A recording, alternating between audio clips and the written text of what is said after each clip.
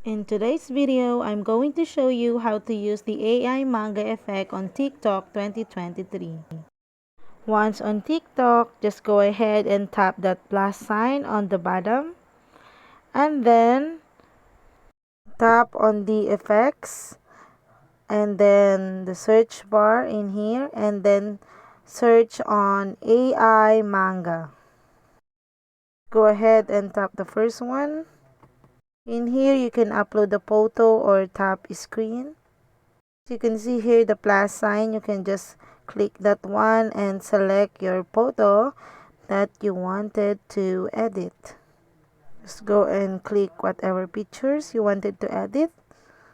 So just wait for it to load. And there you go. So it doesn't look like that. So just go ahead and find another picture. So that one, I selected that picture. And there you go.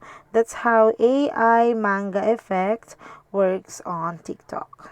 So I hope you guys find this video helpful, and if you do, please don't forget to like and subscribe to my YouTube channel. Thanks for watching.